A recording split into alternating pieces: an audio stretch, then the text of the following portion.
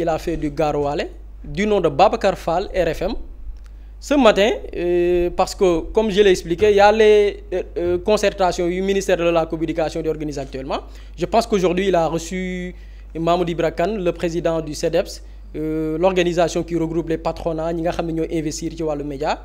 il en a profité pour parler des médias yi nga xam ni Pastef moo leen di financer il a parlé aussi Xalaat TV même si tudd ko mais genre Gaaruwaale mais comme que ñun moom Gaaruwaale ou pas suñuy làmmiñ dammul suñuy poche et lorsque bi ñuy décider engagé wu ci projet Xalaat TV en tant que média digne de son nom faire des productions journalistiques bu weesoo li ko sénégalais xamee woon muy une voix off boo xamante ni moom la ñuy dégg tout le temps ñu ñëw constituer une rédaction une vraie rédaction au vrai sens du terme avec des journalistes avec essayer de faire produire de la qualité xamoon nañ li ñu doon xaar comme attaque contre média bi en personne en question plutôt mais aussi attaque sur les personnes yi fiy liggéey et ñun on s'attend à ça et pare nañ pour encaisser ko mais aussi pare nañ pas seulement ñëw faire la figuration être dans le politiquement ou bien dans une démarche purement correcte certes on va essayer d'être correct bi ñu ñëw dafa am benn kilifa buy wax naan fooy dem wanal taalibe looy def jiitalal taalibe waaye ca taalibe googu nag bu ci nit bëggee abuser bëgg la piétiner wala bëgg leen xeex parce que tey y a une campagne bu ñenn ñi di mener bu large campagne bu large mooy y a un média buy envoyé ay nitam pour attaquer bépp support que ce soit média wala chaîne YouTube boo xam ni jàpp nañ ni da nga am benn corrélation boo taqeek Pastef wala ñeneen ñoo xam ni nag dañu am benn visée sur Xalaat TV et ce n'est pas des petits journalistes ou bien des petits médias yi nga xam ne ñoo tolloo doole parce que comme je l'ai dit même bu fekkee ñeneen ñi nangu ko Xalaat TV est un petit média bu ñu xoolee bi ñu ko créé la rédaction et tout mais souvent les attaques devaient venir ci des grands médias ñi ñuy wooyee entre guillemets de grands man entre guillemets laa koy def parce que grand média pour man leneen la et peut-être dañu am occasion revenir ci ñi ñuy wooyee aussi de grands journalistes je mets toujours les guillemets grands journalistes ci naka sénégalais yi ñenn ñi ñoo ko def ñoo leen considérer comme des grands journalistes mais man je les considère pas comme des grands journalistes si je prends l'exemple de Babacar Fall parce qu'il a parlé de état bi dem na sa ba reconnaître un média boo xam ni bi Sénégal tolle ci benn période moo doon ñaax nit ñi pour xeex ak yooyu noonu sans que je parlais que ñun on assume bi ñu décidé créer une rédaction pour Xalaat TV nekk ci journaliste di ci liggéey di def des productions journalistiques la weesu lañ xamee chaîne bi muy une voix off buy joxe des analyses yoo xam ni sénégalais quasi totalité ñoo ci gis seen bopp dañu pare woon pour assumer bépp attaque boo xam ne mi ngi jugee ci ces gens là c'est-à-dire que il parle de combat une chaîne boo xam ni moo doon porter ces combats là tey nous qui travaillons man je parle personnellement sur le plan personnel parce qu'actuellement au sein de la rédaction c'est moi qui coordonne la rédaction j'assume on assume li nga xamante ni nii par le passé chaîne bi daf ko jëloon comme position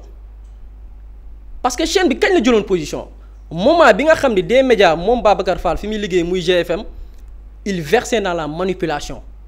il versait dans le mensonge il versait dans une campagne de liquider une opposition boo xam ne dañuy jàpp ne ñii dañ leen war a faagaagal ray leen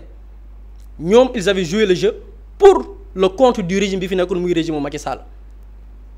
Xalaat TV pourquoi mu am doole dama koy wax souvent pourquoi des chaînes comme Xalaat TV am doole même parfois ñun journalistes on se pose des questions pourquoi une chaîne comme Xalaat TV am doole alors que li mu doon def c'est pas du journalisme c'est parce que à un moment donné ñun journalistes yi joué wuñ suñu rôle ñun journalistes yi on était complices ñun journalistes yi ñi ngi nekkoon ci manipulation ñun journalistes yi pour des per diem ak neexal yi nga war a jot ci nguur kawatina ki fi newoon muy nguuru Macky Sall tax na ñu bari muur seen i bët tëj seen làmmiñ jël seen i stylo wala bokk bu ñu ko jëfandikoo ci safaan lañ koy jëfandikoo loolu moo may doole des chaînes comme Xalaat TV yu taxawul dëgg. Pourquoi combat? On était dans une époque boo xamante ni nii wax tooñ la moo xam wax saagoo waxoo lu ñaaw diffamé woo dañ lay jàpp tëj la ci kaso bi on a vu des tas d'exemples. Un groupe comme GFM bi Babacar Fall di liggéeyee ils ont participé à cette propagande de mensonges tey je parle d'exemple Babacar Fall man je le connais personnellement j'ai son numéro même amoon naa ko bokk je l'ai plus li muy def par exemple je parle d'exemple du journalisme c'est pas du journalisme on est sorti de la même école muy CESTI mais tey Babacar Fall li muy def comme animation d'émission bokkul ak li ñu jàngal CESTI Babacar Fall man su may jël référence je le prends pas comme une référence su may jël ay mag yoo xam ne ñoo la jiitu ci métier bi du ma ko jël référence parce que li muy def jàngaluñ ko ci école bi ñu bokk génnee muy CESTI. Tu mènes une interview, tu donnes pas le temps à ton invité de dérouler da ngay dugal ay commentaires yu sew yoo xamante ni say commentaires yu bopp la parce que tu es animé d'une haine boo xam ne yaa ngi koy nourrir ci ay nit wala une organisation politique. Tu fais plus du journalisme et je pense que RFM man am naa fa passage mais je me dis que tey RFM kër gu amul kilifa la parce que man en tant que responsable RFM tey su ma gisee un journaliste boo xam ne il ne fait pas une bonne interview li muy def c'est des commentaires invité nit di sërëxal di régler say combat bopp man en tant que responsable d'une rajo dama koy censurer il va plus tenir une émission il fait plus du journalisme il n'est pas une référence donc tey li ñuy def nii yëpp ñoom c'est un combat et ñun ça nous fait pas mal ah ñun on est très satisfait de voir que tey Xalaat TV parce que ñu bari daawuñ tudd Xalaat TV il faut le dire ah les médias Xalaat TV moment yi muy xeexal Sénégal taxawal Sénégal et Sénégal yi ëpp gis ci seen bopp ñun tey on sort dans les rues de Dakar ci barke yoo xam nga parfois Ousmane Sonko gars yi dañu naan ñu bari ci barkeem la ñuy dundee ñun parfois on sort dans les rues ci barke wu Xalaat TV la ñuy dundee parce que dafa am fu mu taxaw woon Sénégalais yi ci moment bi des médias mensonges taxawee di manipuler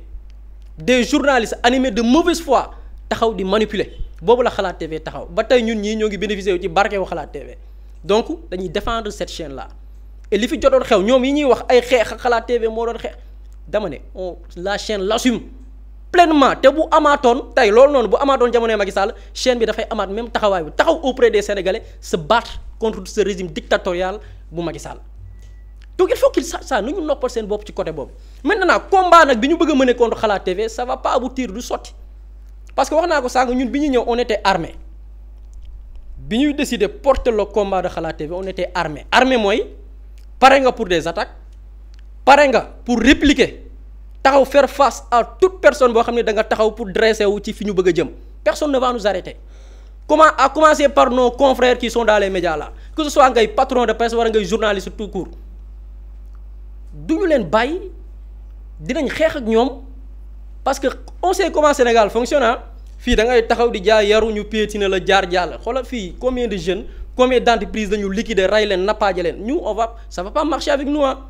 ça on est prêt sur tous les plans sur le plan professionnel ci leneen ak leneen pare nañ ci zaahir ak ci baatin on est prêt xeex ak ñoom parce que li ñuy def ci yoon lañ ko teg ñun on a bénéficié d'aucune faveur parce que dans son discours il parle de Pastef dañuy jël seeni médias la ñuy favoriser di leen jox xaalis il a parlé de xaalis tudduñu directement parce que bon yàgg na ci métier bi xam na bu tuddee directement am des mots plainte mun na ko dal xam na ni muy waxee ñun tey malgré nos maigres moyens malgré yenn catalogue yi nit ñi di foog ba tey jii may wax on bénéficie d'aucun avantage ci état bi fi nekk ci nguur bi fi nekk tey groupe bi mu nekk moom muy GFM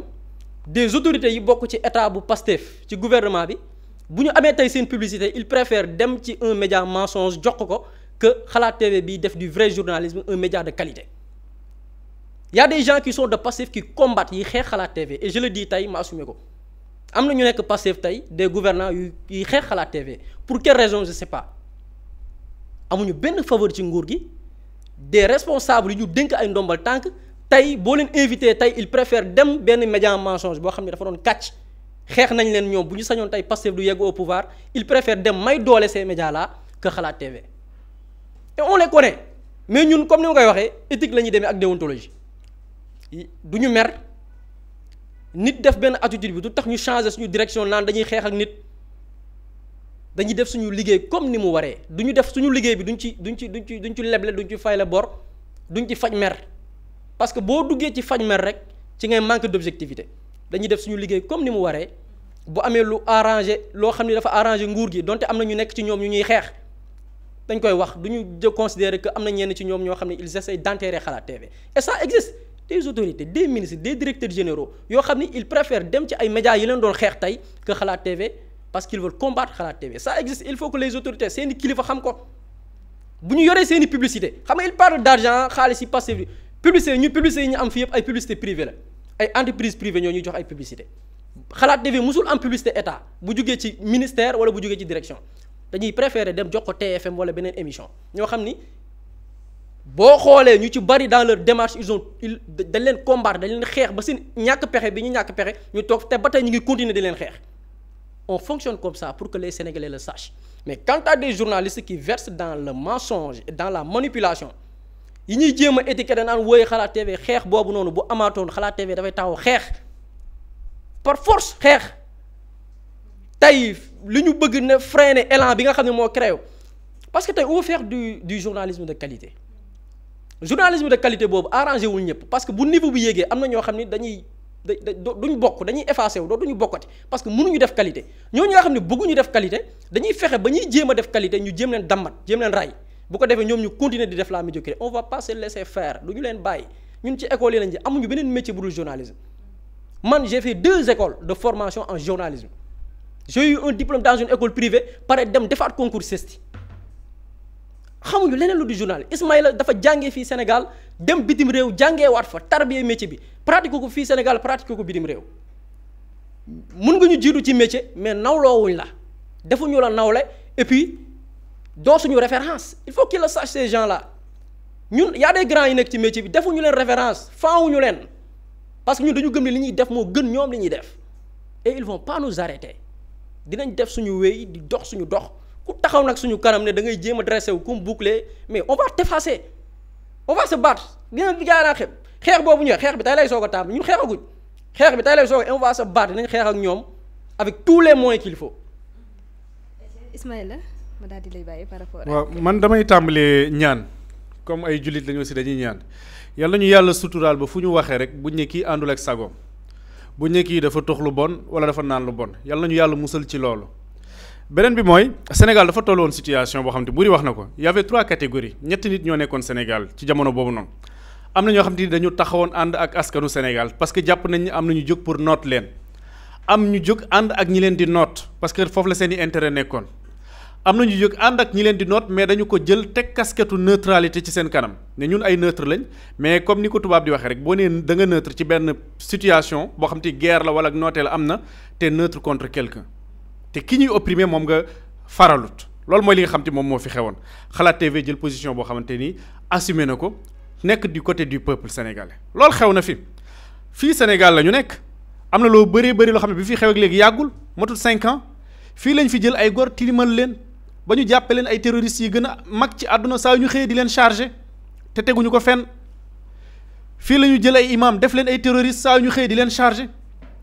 fii la ñu fi jël benn sëriñ daara boo xamante ne nii dafay jàngal ay taalibeem quelles que soient les conditions nu mu mënee ñu xëy seen journal titré ko le monstre de Mbane gis nañ ko fi ay nit ñu baax ay gor ñu set benn groupe de presse jóg à chaque fois di leen tilimal di leen yàq képp koo xam ne da nga jéem a jóg ngir nekk ci njub ñu jóg di la yàq pour faagagal alors benn affaire moom est-ce que ñun ay jeunes lañ waaw est-ce que léegi nag ñun dañuy toog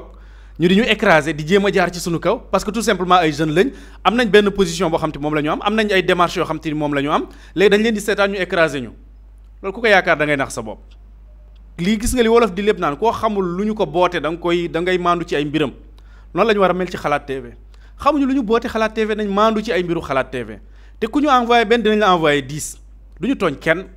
amuñu jot boobu noonu suñu xëyee ñu ngi toog ci information xool nan la ñuy informer le public juste et vrai suñu matinal bi 9h lay commencé mais liggéey bi 4h45 du matin lañ koy commencé ba 9h ñu ngi ci préparation bi tànn sujet yan lan sujet la ñu war a traité nan lañ koy traité fan la ñuy war a ji information yi 4h45 la ñuy yeewu di ko commencé ba 9h ñuy door a commencé suñu plateau ainsi de suite buri wax na ko tey dañuy cataloguer Xalaat TV benn média état mais ñun nekkuñu média état mooy média boo xam te dafa am faveur boo xam te état daf ko defal ban faveur la ñu état defal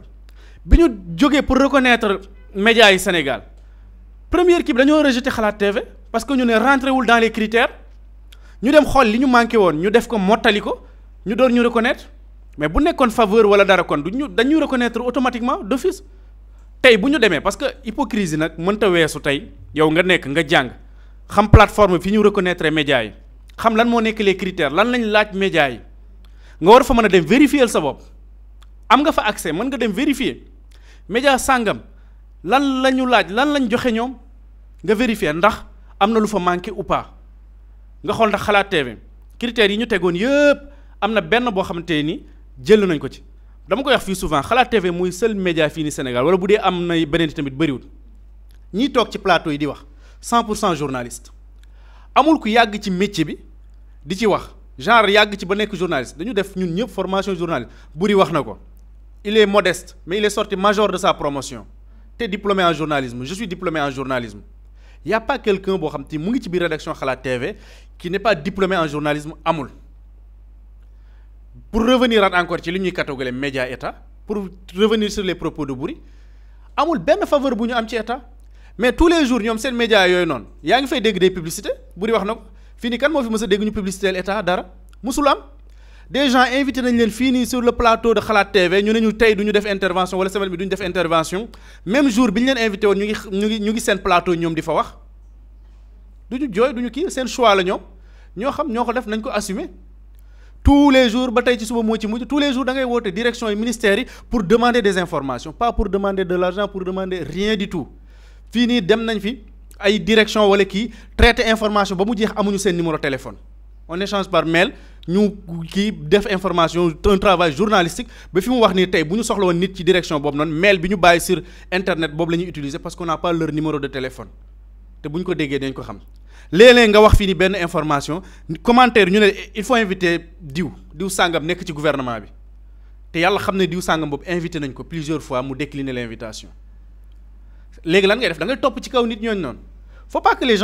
que les gens comprennent que ni ñun amuñu benn faveur ci état bi et comme ni ko Buri waxee y a beaucoup de gens et puis loolu noonu xëy na am na benn sujet bu ñu war a développer dinaa ci ñëwaat ba après ci loolu noonu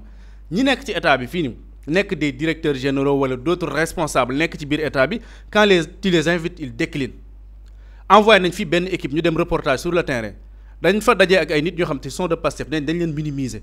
dañoo toog sax di interviewer benn nit kenn ci ñoom ñëw di bif kooku noonu pour dem ak moom alors que mu ngi nekk di interview ci waa Xalaat TV ñoo nekk di ko interviewer donc ñun au fond quand on te catalogue ça nekk fii à chaque fois dans le média da ngeen am ay faveur da ngeen am kii alors qu'on n'a jamais rien reçu de l'État du faveur du tous. Et puis on n'a jamais rien demandé également li ñu soxla ñu ngi koy wax ñun ñu ngi def suñu liggéey bu ñu soxlaa de l'information tey am na information boo ko soxlaa première source bi nga am mooy l'État ministère sangam direction sangam agence sangam ñooy première source ñoom ngay woo nga demander des informations léeg-léeg da ngay def benn nga traiter information boo xam du sax information communication la boo ko traité ci ñoom communication lay doon ci ñoom mais da ngay woote ñu lay jàllale fii wooteel fii demal fële ba finalement tu laisses tomber parce que doo ñëw di wax pour wax mënuloo ko def. saa nag faaw ñu xoolaat gis nga Sénégal fii am na fi ay médias yoo xamante ni wax nañu ko ni état moo leen doon fayal leur charge fixe bu ñu nee charge fixe mooy salaire yi mooy loyer mooy ndox courant ak yooyu doon nga xam te lii day am ni loolu noonu am na fi ay médias yoo xam te neñ fi état doon na ko gérer du temps de Macky Sall kan moo ko fi mës a dénoncer ci ñoom lan moo gën a nekk loolu faveur kan moo mës a taxaw dénoncer ko fi il a fallu que ñu am beneen gouvernement bu bees ñu mës ko dégg des journaux yoo xam te le soleil moo leen doon tiireel moo leen doon imprimer kan moo ko fi mës a dégg dañoo am gouvernement bu bees moo tax ñu door ko dégg loolu yëpp xew fi ñu tëj seen gémmiñ xëy tey rek ñu ne bon plateau bi daal ñetti xale la ñu gis ñoom ñoo ciy wax ak yooyu noonu donc ñi yomb nañoo écraser dañuy jaar ci seen kaw jàll nañu essayer on verra. doy na waar mi ngi noonu xam naa ne comme ni ñu koy defee saa su nekk dinañ daal di ànd ak yéen xool li nga xamante ni.